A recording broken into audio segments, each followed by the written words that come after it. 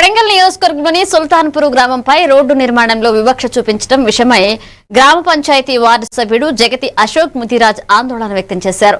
బాలంపేట నుంచి సుల్తాన్పూర్ వరకు 3 కిలోమీటర్ల రోడ్డు కేవలం 1 కిలోమీటర్ మాత్రమే నిర్మించబడినందున దారుణంగా పేర్కొన్నారు. ఇక సీఎం రేవంత్ రెడ్డి ఈ గ్రామానికి సంపూర్ణ రోడ్డు నిర్మాణ చర్యలు తీసుకోవాలని ముదిరాజ్ సూచించారు.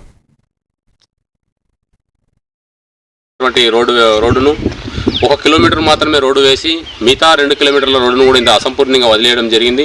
గతంలో బీఆర్ఎస్ ప్రభుత్వంలో గౌరవ మాజీ ఎమ్మెల్యే పట్నం నరేందర్ రెడ్డి గారు మా యొక్క సుల్తాన్పూర్ గ్రామ పంచాయతీకి బాలంపేట నుంచి నాగసార్ వరకు 2 కోట్ల రూపాయలతోటి బీటీ రోడ్డు నిర్మాణం కోసం నిధులు మంజూరు చేయగా నేటి వరకు ఆ రోడ్డు అలాగే పెండింగ్ ఉంది. ఎక్కడో రోడ్డు వేయగా మిగిలినటువంటి రోడ్లను తీసుకొచ్చి ఈరోజు బాలంపేట గ్రామ పంచాయతీ నుంచి సుల్తాన్పూర్ గ్రామ పంచాయతీకి అనగా 1 కిలోమీటర్ వరకే ఈ రోడ్డును వేయడం జరిగింది.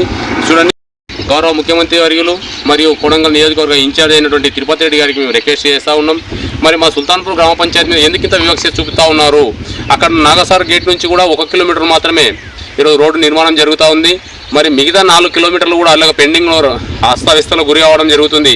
ఇక్కడ అంబులెన్స్లు రావాలన్నా కూడా మనకు ఘోరమైన నరకమైనటువంటి రోడ్డు కనిపిస్తూ ఉంది, గుంతలతోటి కంకరతోటి.